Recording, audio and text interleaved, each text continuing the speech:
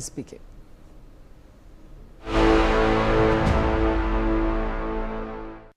Oversight और एक जवाबदेही तय करने के लिए लोगों को हमने यहाँ इकट्ठा किया दिल्ली में, और आप मानेंगे लाखों लोग यहाँ पर आए क्योंकि उनके जहन में सवाल उठ गया कि ये जो इलेक्शन प्रोसेस है, जो हमारी सबसे बड़ी अमानत है, मतदान का अधिकार और मतदान, हमारा वोट में नाम है कि नहीं, हमारा वोट डल रहा है कि नहीं, हमारी वोट गिनती हो रही नहीं, उस पूरे में एक ट्रांसपेरेंसी आनी चाहिए। तो इस आह्वान को लेकर हम लोगों ने आयोजन किया था और बड़ी संख्या में लोग आए।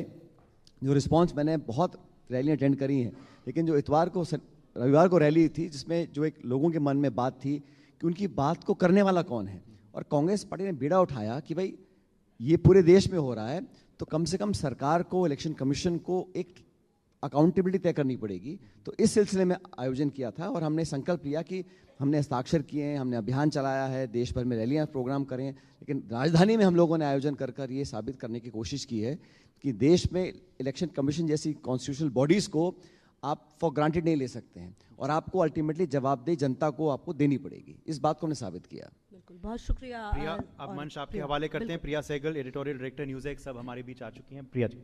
Thank you and thank you Sachin, I must say शुरू में कि आपने इंडिगो को भी बीट कर लिया ऑन टाइम अराइवल से। Thank you for coming so much on time. लेकिन and to keep the traffic thing going, कल मुझे बताया लोगों ने कि कल जो ट्रैफिक जैम हुआ था अकबर रोड में, उसके जिम्मेदार सचिन पायलट थे। आप लोगों को लॉन में मिल रहे थे, इसकी वजह से काफ़ी लोग रुके आपसे बात करने के लिए and there was a huge. Congress की रैली में देश भर से लाखों लोग आए थे। अब सर्दी के दिन हैं, जो दिल्ली आया है, शाम हो गई थी, बहुत से लोग वापस नहीं जा पाए थे, तो कुछ लोग रात को रुक गए थे। और जो कार्यकर्ता देश प्रदेश से आते हैं, उनका एक मन होता है कि दिल्ली में लोगों से मिलें, नेताओं से संपर्क करें, तो उस काम को हम हमेशा करते हैं। इसलिए हर रैली के बाद कार्यकर्ताओं से, नेताओं से मुलाकात कर कर हालचाल पूछना, और लंबे समय के बाद मुलाकात होती है उन दूर दराज के इलाके से आए हुए कार्यकर्ताओं से, तो अच्छा रहा। और मुझे लगा कि जैसा मैंने पहले कहा, इस आयोजन के माध्यम से कम जो लोग कुर्सी पर बैठे हैं, जिन लोगों की जिम्मेदारी है कि इस देश में भारतवर्ष का नाम एक सबसे बड़े लोकतंत्र के नाम पर हम प्रसिद्ध हैं, उस क्रेडिबिलिटी पर कहीं कलंक ना लगे, ये कम से कम उनको अब जिम्मेदारी से निर्वहन करना पड़ेगा। और ये मैं बताऊं, हम SIR और ये जो इलेक्शन कमीशन वगैरह के बारे में आज से पहले कभी किसी ने सवाल नहीं उठाया, क्योंकि जब डॉक्यूमेंट सामने आ रहे हैं, गड़बड़ियां दिख रही हैं, एक मकान में 200-300 लोग दिख रहे हैं जो जिंदा हैं, उनको मरा हुआ दिखा रहे हैं, नाम अगर कट रहे हैं, तो हमारी एक जिम्मेदारी बनती है कि सवाल को उठाया जाए। और मुझे खेद है कि इलेक्शन कमीशन ने आज तक भी कोई भी स्पष्टीकरण या कोई सेटिस्फैक्टरी जवाब अब तक दिया नहीं है। लेकिन ये जो डिबेट अभी चल रही है, आप कह रहे हैं सेटिस्फैक्टरी जवाब दिया नहीं है। होम मिनिस्टर ने तो अच्छा जवाब दिया था, उनको काफी एक मिनट हमने सवाल पूछा इलेक्शन कमीशन से, तो गृह मंत्री जवाब क्यों दे रहे हैं? डिबेट तो आप ही ने इंसिस्ट करी थी, यही तो सरकार कह रही थी कि हम कैसे देश जवाब के दें। सामने इन आंकड़ों को रखें। लेकिन माफ करना, इलेक्शन कमीशन किसी दल, किसी पार्टी, किसी नेता, किसी विचारधारा से बंधी नहीं है। They are a neutral player. उनकी जिम्मेदारी है कि वो अनबायस्ड होकर काम करें। वो लेफ्ट हैं, राइट हैं, सोशलिस्ट हैं, कम्युनिस्ट, ऐसा नहीं है। Election commission is a independent constitutional body of a sovereign republic where it is their responsibility to conduct fair, transparent and satisfactory elections. Priya ji, कुछ साल पहले हम अखबार में पढ़ते थे कि निर्वाचन आयोग पहाड़ में, रेगिस्तान में जानवरों पर मशीन लादकर बैलेट बॉक्स लाकर ले आते थे। 3-3 दिन पैदल चलते थे पगडंडियों में, ताकि कोई दूर दराज इलाके में कोई एक परिवार रह रहा हो, उसकी वोट छूट नहीं जाए। मतलब इतना गंभीरता से हम लोगों ने इस इलेक्शन को हमेशा रखा है। और अब हम देख रहे हैं, चंडीगढ़ में आपने देखा, कैमरा के नीचे इलेक्शन ऑफिसर वोटों को गड़बड़ी कर रहा है, वोट कट रहे हैं। इलेक्शन कमीशन का जो निर्वाचन होता है उसकी प्रक्रिया को बदल दिया गया। जो वोटिंग के दिन CCTV फुटेज का कैमरा होता है, उसकी रिकॉर्डिंग आप 45 डेज में डिलीट कर रहे हैं। पर ये तो पुराना परंपरा थी कि with in 45 days you have an objection. Paper ballot के साथ भी यही परंपरा थी और ये अब CCTV में भी यही हो गई है। कोर्ट में जाएंगे 2 महीने बाद, कोर्ट बोलेगा प्रमाण दीजिए, इलेक्शन कमीशन ने प्रमाण नष्ट कर दिया। और चीफ इलेक्शन कमिश्नर का जो निर्वाचन होता है, उसकी प्रक्रिया में प्रधानमंत्री, नेता प्रतिपक्ष और चीफ जस्टिस रहते थे।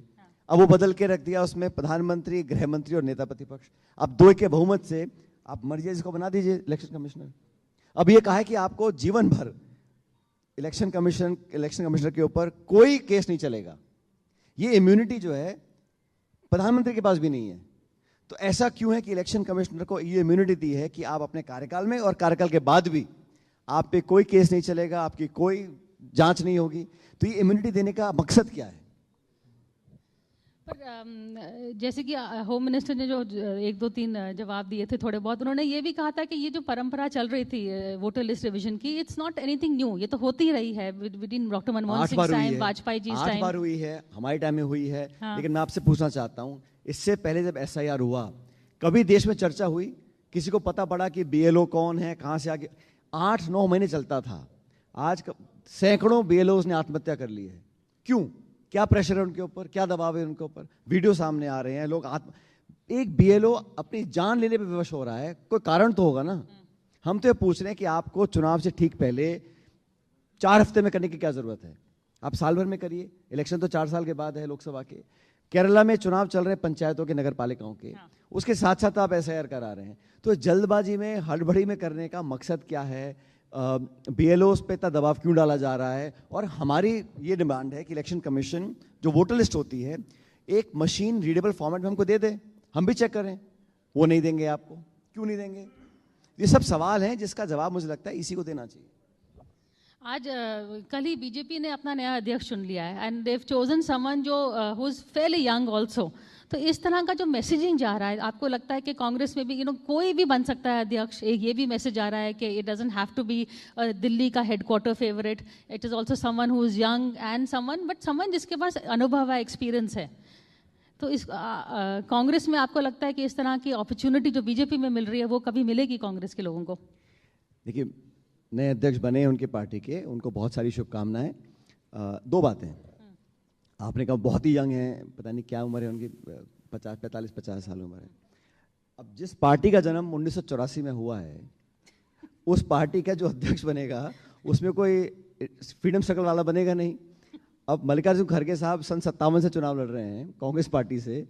तो एक तो वो गैप है कि हमारी पार्टी 140 साल पुरानी है, 135 साल पुरानी है। एक दूसरा, हमारे यहाँ इलेक्शन हुआ तो खड़गे साहब ने नामांकन भरा, शशि थरूर ने नामांकन भरा, 2 लोग चुनाव लड़े। देश की प्रत्येक राजधानी में बैलेट बॉक्स रखे गए, हम लोगों ने वोट कास्ट किए और खड़गे साहब को अधिक वोट मिले, वो चुनाव जीत गए। ठीक है। अब जो बीजेपी के अध्यक्ष का चुनाव हुआ है, मुझे पता नहीं किसने अप्लाई किया, नामांकन किसने किया, वोट किसने किया, नॉमिनेट किसने किया, इलेक्ट किसने किया, लेकिन घोषणा हो गई। तो आप ये डिफरेंस देखिए। अच्छी बात है उनके जो अध्यक्ष बने, मैं जानता नहीं उनको कौन है, मेरी शुभकामनाएं। लेकिन जो प्रोसेस है, कम से कम हमारी पार्टी में एक चुनाव हुआ, एक प्रोसेस हुआ, एक बंदा हारा, एक बंदा जीत गया। और जो हारे, जो जीते, वो सब मैंने वोट डाला उसके अंदर, हमारे वोट से हार जीत हुई है। तो इस प्रोसेस को तो कम से कम हमको अप्रिशिएट करना चाहिए। और हमारे जो अध्यक्ष हैं वो एक निर्वाचित मॉरल अथॉरिटी के अध्यक्ष हैं, जिन्होंने लंबे अरसे से काम किया और हमारे वोट से अध्यक्ष बने हैं। और जो बेचारे हारे थे उनका क्या हाल हुआ? उनके बाद तो he is been totally sideline हो गया कि वो बीजेपी से फ्लर्ट कर रहे हैं। भाई वो 4थी बार के सांसद हैं, हमारी स्टैंडिंग कमेटी के चेयरमैन हैं, कांग्रेस वर्किंग कमेटी के सदस्य हैं। लेकिन उनको जब कैंपेनिंग के लिए नहीं बुलाया गया, उसके बाद पार्लियामेंट में बोलने नहीं दिया, उसके बाद उनको भी बिल्कुल ही चुपचाप कर दिया ना आपने। पार्लियामेंट में जो बोलने नहीं दे रहे, तो स्पीकर बोलने नहीं देते। पहली बात तो जो भाजपा के स्पीकर हैं, पिछले टर्म में 140 सांसदों को सस्पेंड कर दिया और टाइम कम मिलते, लेकिन हर एक को छूटे बोलने की। इंटरनली भी कांग्रेस में वही कर रहे हैं ना, कहीं लोगों को बोलने दे रहे हैं, कहीं लोगों को बोलने नहीं दे रहे हैं, अपने ही कांग्रेस। ऐसा नहीं है, जिसको जो बोलना है कांग्रेस में विपक्ष के आधार जितना हमको समय मिलता है, सबको बोलने का मौका मिलता है। बात ये आपने कहा कंपैरिजन कर रही थी आप भाजपा और कांग्रेस में, तो दोनों पार्टियों का अलग अलग काम करने का तरीका है। ये बात सच है कि बीजेपी ने पिछले 3 चुनाव जीते हैं, हम चुनाव नहीं जीत पाए। लेकिन कांग्रेस पार्टी का जो विचारधारा और समर्थक और प्रशंसक हैं, मुझे लगता है कि वो पैन इंडिया, अगर कोई भी दल है जो नेशनली भाजपा को चुनौती दे सकता है एट अ नेशनल लेवल, वो कांग्रेस है। हमारे गठबंधन के तमाम साथी हमारे साथ काम करते हैं। लेकिन ये स्वाभाविक सी बात है कि पुरानी पार्टी जिसका केरला से कश्मीर तक हर जगह हमारा एक वोट बेस है, हमारा कार्यकर्ता हैं, तो पैन इंडिया लेवल पर इंडिया अलायंस बहुत स्ट्रांग है। लेकिन कांग्रेस वो दल है जो भाजपा को चुनौती देके हरा सकता है।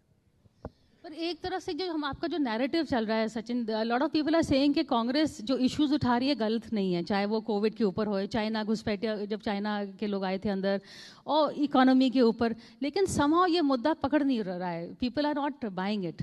क्या क्रेडिबिलिटी कम है या आपका ऐसा कम्युनिकेशन नहीं कम है? देखिए नाव पहले होता था चुनाव एक दल का दूसरे दल का, अब अनफॉर्चुनेटली क्या हो गया है कि एक सिस्टम डेवलप हो गया है, उसमें माफ़ करना उस मीडिया भी उसमें इन्वॉल्व है, तो जो दबाव है, जो प्रेशर है, वो सिस्टम का है, ब्यूरोक्रेसी का है, मीडिया का है, इलेक्शन कमीशन का है, सरकार का है।